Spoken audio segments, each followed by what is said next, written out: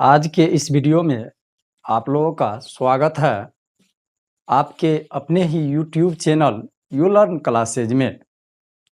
आज हम लोग क्लास 10th के सब्जेक्ट बायोलॉजी के कुछ इम्पोर्टेंट क्वेश्चन आंसर को पढ़ेंगे जो आपके परीक्षा के दृष्टिकोण से काफ़ी महत्वपूर्ण है।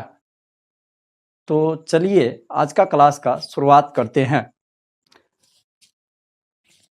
आज हम लोग सब्जेक्ट बायोलॉजी के कुछ क्वेश्चन आंसर को करेंगे, देखेंगे।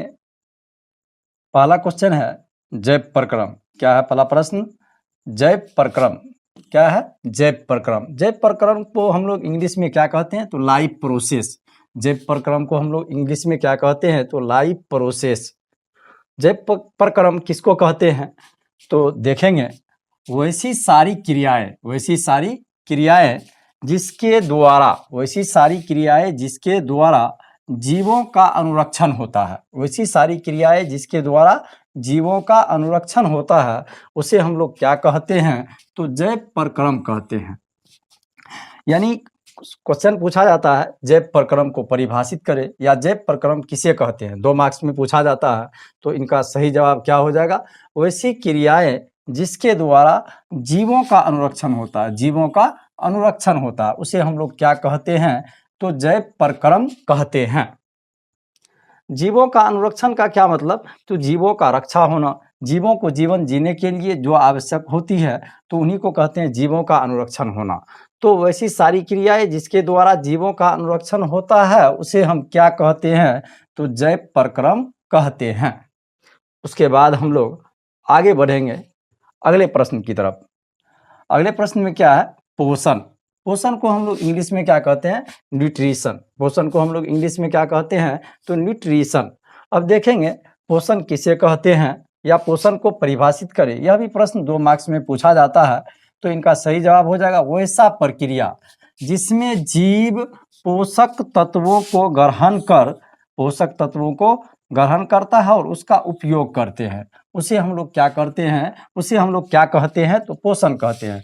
वैसा प्रक्रिया जिसमें जीव क्या करते हैं? पोषक तत्वों को ग्रहण करके उसका उपयोग करते हैं उसे क्या कहते हैं? तो पोषण कहते हैं। पोषक तत्व क्या होता है? तो जैसे हम लोग भोजन करते हैं तो भोजन करने से जो हमें कार्बोहाइड्रेट, प्रोटीन, विटामिन, खनिज लवण प्राप्त होता है उसे हम लोग क्या कहते हैं? तो पोषक तत्व कहते हैं। यानी कहने का मतलब वैसा प्रक्रिया जिसमें जीव जो है पोषक तत्वों को ग्रहण करता है फिर उस पोषक तत्व का उपयोग करता है तो उसे हम लोग क्या कहते हैं? तो पोषण कहते हैं। उसके बाद हम लोग आगे बढ़ेंगे। पोषण मुख्यतः 2 प्रकार के होते हैं। पूछा जाता है पोषण कितने प्रकार के होते हैं? तो पोषण मुख्य रूप से कितने प्रकार के होते हैं? तो 2 प्रकार के। पोषण कितने प्रकार के होते हैं? तो 2 प्रकार के। पहला होता है स्वपोषण, उसके बाद दूसरा होता है परपोषण। यानी पोषण कितने प्रकार के होते हैं? तो 2 प्रकार के। पोषण कितने प्रकार के? 2 प्रकार के। पहला स्वपोषण, दूसरा को हम लोग क्या कहते हैं? परपोषण। उसके बाद हम लोग अगले सवाल की ओर बढ़ते हैं।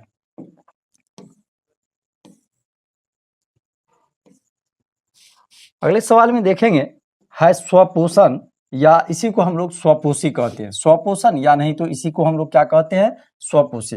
इसको हम लोग इंग्लिश में क्या कहते हैं? Autotrophic nutrition. Autotrophic nutrition. इसमें भी प्रश्न में पूछा जाता है स्वपोषण किसे कहते हैं या स्वपोषी किसे कहते हैं। तो इसमें हम लोग क्या पढ़े? वैसा जीव। इनका सही आंसर क्या हो जाएगा? वैसा जीव जो अपने भोजन के लिए अन्य जीवों पर निर्भर नहीं करते हैं, अन्य जीवों पर निर्भर नहीं रहता है या नहीं करता है, अर्थात अपना भोजन जो है स्वयं संश्लेषित करते हैं उसे हम लोग क्या कहते हैं? तो उसे हम लोग स्वपोषी कहते हैं। उसे क्या कहते हैं?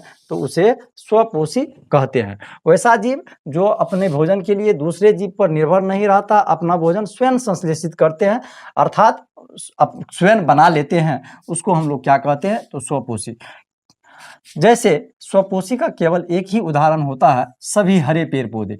हरे पेड़ पौधे को जो है वह उनको किसी चीज़ की आवश्यकता नहीं होती है, वह अन्य जीवों पर निर्भर नहीं होते हैं। मतलब अपना भोजन जो है एक जगह अस्थिर रहकर ही प्राप्त कर लेते हैं, बना लेते हैं, निर्माण कर लेते हैं। तो इसीलिए पेड़ पौधा जो होता है वह किसके अंतर्गत आते हैं, तो सभी हरे पेड़ पौधे स्वपोषी के अंतर्गत आते हैं, क्योंकि यह जो है अपने भोजन के लिए दूसरे जीवों पर निर्भर नहीं रहता है और अपना भोजन स्वयं बना लेते हैं। तो इसीलिए स्वपोषी हम किनको कहेंगे, तो सभी हरे पेड़ पौधे को क्या कहेंगे, स्वपोषी कहेंगे। उसके बाद हम लोग आगे बढ़ेंगे। आगे है क्या, परपोषण या परपोषी। पूछा जाता है कौन चीज कि परपोषण या परपोषी किसे कहते हैं, तो इसको इंग्लिश में हम लोग क्या कहते हैं, हेटेरोट्रोपिक न्यूट्रिशन। क्या कहते हैं, हेटेरोट्रोपिक न्यूट्रिशन। अब देखेंगे परपोषण या परपोषी किसे कहते हैं, तो इसका सही जवाब क्या हो जाएगा, वैसा जीव। क्या होगा, वैसा जीव जो अपना भोजन के लिए अन्य जीवों पर निर्भर करता है, जो अपने भोजन के लिए अन्य जीवों पर निर्भर करता है, उसे हम लोग किस नाम से जानते हैं, तो उसे हम लोग परपोषी कहते हैं। उसे हम लोग क्या कहते हैं, तो परपोषी। जैसे देखेंगे उदाहरण में मनुष्य क्या है, तो परपोषी है। गाय, भैंस, बिल्ली, कुत्ता, ये सब क्या है, परपोषी है। क्यों, क्योंकि यह अपने भोजन के लिए अन्य जीवों पर निर्भर करते हैं, इसीलिए इनको हम लोग क्या कहते हैं, तो परपोषी। तो हम लोग क्या सब देखे इसमें, स्वपोषी। स्वपोषी कौन, जो अपना भोजन स्वयं बना लेते हैं, दूसरे के ऊपर निर्भर नहीं रहता। जैसे में हम लोग क्या पढ़े, सभी हरे पेड़ पौधे। परपोषी, परपोषी में कौन, तो जो अपने भोजन के लिए अन्य जीवों पर निर्भर करता है, जो अपने भोजन के लिए अन्य जीवों पर निर्भर करता है, अपना भोजन स्वयं नहीं बना सकते हैं, अपने भोजन को बनाने के लिए दूसरे जीवों पर निर्भर रहता है, उसको हम लोग क्या कहते हैं, तो परपोषी कहते हैं। जैसे में हम लोग क्या देखें, मनुष्य, गाय, भैंस, बिल्ली, कुत्ता, ये सब जो है अपने भोजन के लिए दूसरे जीवों पर निर्भर रहते हैं, निर्भर करते हैं, इसीलिए इसको हम लोग क्या कहेंगे, तो परपोषी। उसके बाद हम लोग अगले प्रश्न की ओर बढ़ते हैं। आगे है परपोषण मुख्यतः 3 प्रकार के होते हैं। हम लोग पढ़े स्वपोषी मुख्य रूप से 2 प्रकार के होते हैं, जबकि परपोषण जो है कितने प्रकार के होते हैं, 3 प्रकार के। स्वपोषण 2 प्रकार के। उसके बाद हम क्या कहते हैं, परपोषण मुख्य रूप से 3 प्रकार के होते हैं। पोषण मुख्य रूप से 2 प्रकार के, एक स्वपोषी, दूसरा परपोषी। जबकि हम लोग परपोषी या परपोषण जो होता है यह मुख्य रूप से कितने प्रकार के होते हैं, तो 3 प्रकार के। पहला प्रकार जो परपोषण का होता है उसको हम लोग क्या कहते हैं, मृतजीवी पोषण। क्या कहते हैं, मृतजीवी पोषण। मृतजीवी पोषण को हम लोग इंग्लिश में क्या कहते हैं, सेप्रोफाइटिक न्यूट्रिशन। क्या कहते हैं, सेप्रोफाइटिक न्यूट्रिशन। अब देखेंगे मृतजीवी पोषण किसे कहते हैं, क्या पूछा जाता है, मृतजीवी पोषण किसे कहते हैं, तो वैसा जीव जो अपना भोजन मृत पौधा तथा मृत जंतुओं से प्राप्त करते हैं, उसे हम लोग क्या कहते हैं, तो उसे हम लोग मृतजीवी पोषण कहते हैं। उसे हम लोग क्या कहते हैं, मृतजीवी पोषण कहते हैं। वैसा जीव जो अपना भोजन मृत पौधा और मृत जंतुओं से प्राप्त करते हैं, उसे हम लोग क्या कहते हैं, तो मृतजीवी पोषण कहते हैं। मृतजीवी पोषण के अंतर्गत कौन कौन जीव आते हैं, तो जैसे में हम लोग देखेंगे कवक मृतजीवी पोषण के अंतर्गत आते हैं, बैक्टीरिया तो मृतजीवी पोषण के अंतर्गत आते हैं, प्रोटोजोआ तो मृतजीवी पोषण के अंतर्गत आते हैं। यानी अपना भोजन जो है मरा हुआ जीव जंतु या नहीं तो मरा हुआ पेड़ पौधे से प्राप्त करते हैं, उस प्रकार के जीव को हम लोग क्या कहते हैं, तो मृतजीवी पोषण। जैसे में क्या सब देखे, कवक, बैक्टीरिया तथा प्रोटोजोआ। उसके बाद हम लोग अगले प्रश्न की ओर बढ़ेंगे। परपोषण का दूसरा प्रकार जो होता है उसका क्या नाम होता है, परजीवी पोषण। क्या नाम होता है, तो परजीवी पोषण। परजीवी पोषण को हम लोग इंग्लिश में कहते हैं पैरासाइटिक न्यूट्रिशन। क्या कहते हैं, पैरासाइटिक न्यूट्रिशन। अब देखेंगे पूछा जाता है कि परजीवी पोषण किसे कहते हैं, तो परजीवी पोषण किसे कहते हैं, वैसा जीव जो दूसरे जीवों के संपर्क में रहकर अस्थायी या अस्थायी रूप से, दूसरे जीवों के संपर्क में किस प्रकार रहते हैं, तो अस्थायी या अस्थायी रूप से रहकर अपना भोजन प्राप्त करते हैं, अपना भोजन प्राप्त करते हैं, उसे हम लोग क्या कहते हैं, तो उसे हम लोग परजीवी पोषण कहते हैं। उसे हम लोग क्या कहते हैं, परजीवी पोषण कहते हैं।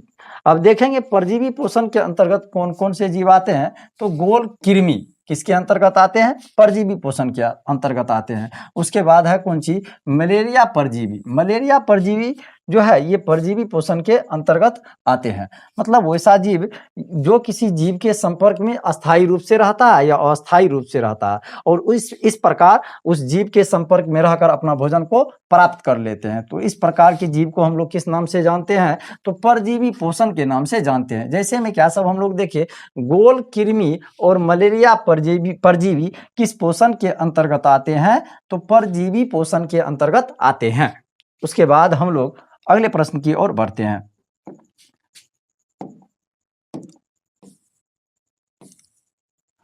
अगला प्रश्न क्या है?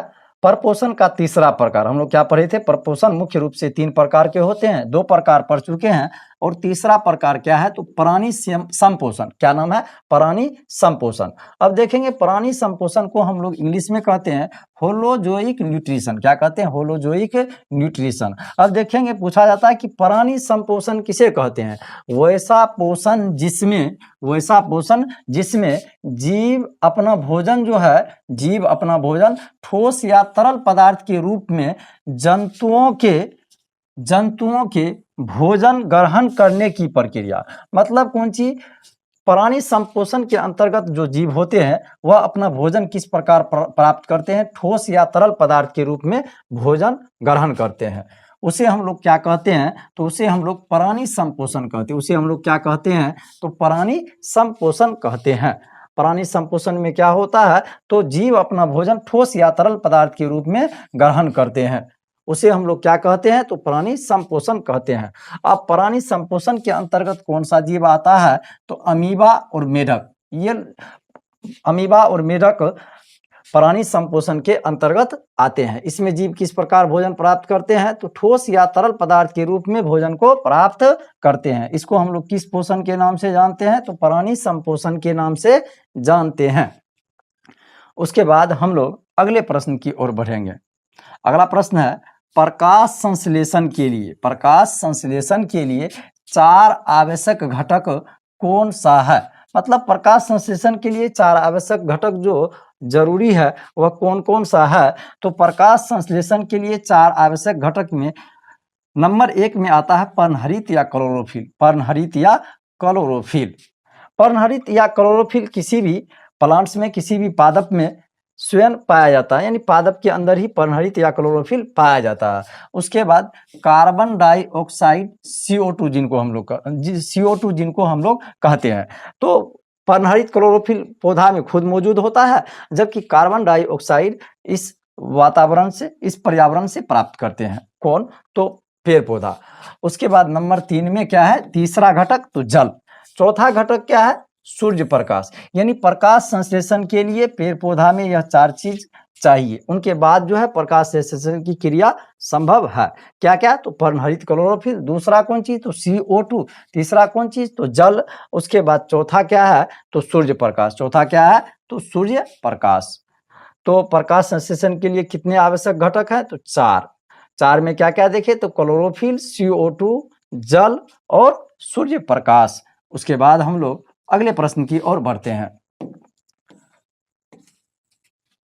अगला प्रश्न है कि स्वपोषी के अंतर्गत कौन सा जीव आते हैं? किसके अंतर्गत? तो स्वपोषी के अंतर्गत। तो हम लोग पढ़ चुके हैं कि स्वपोषी के अंतर्गत जो है सिर्फ हरे पेड़ पौधे आते हैं। स्वपोषी के अंतर्गत कौन सा जीव आते हैं? तो सिर्फ हरे पेड़ पौधे जो है स्वपोषी के अंतर्गत आते हैं। उसके बाद अगले प्रश्न की ओर हम लोग बढ़ते हैं। अमीबा का आकार कैसा होता है? क्या प्रश्न? अमीबा का आकार कैसा होता है? तो अमीबा का आकार जो है अनिश्चित होता है। अमीबा का आकार कैसा होता है? तो अनिश्चित होता है।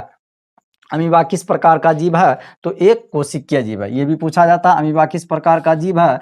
तो एक कोशिकीय जीव है। अमीबा का आकार कैसा होता है? तो अनिश्चित होता है। उसके बाद हम लोग अगले प्रश्न की ओर बढ़ेंगे। अगला प्रश्न क्या है? अमीबा में भोजन का अंतर्ग्रहण किससे होता है? तो अमीबा में भोजन का अंतर्ग्रहण जो होता है वह कूटपादों की मदद से होता है। अमीबा के शरीर में पाया जाता है कूटपाद, जिस कूटपाद की मदद से भोजन का अंतर्ग्रहण करते हैं। कौन सा जीव? तो अमीबा। तो पूछा जाता है प्रश्न में अमीबा में भोजन का अंतर्ग्रहण किससे होता है? तो कूटपादों की मदद से। किससे होता है? कूट पादों की मदद से।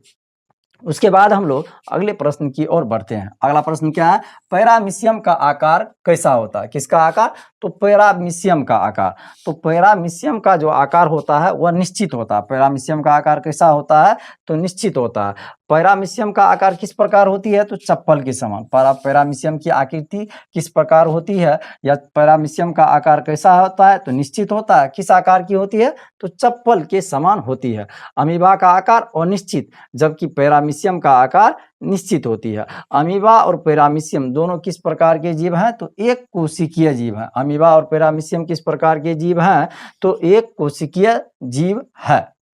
तो आज की क्लास में हम लोग इतना ही रहने देते हैं, फिर हम लोग नए टॉपिक के साथ नए वीडियो में मिलेंगे। आज के क्लास में इतना ही।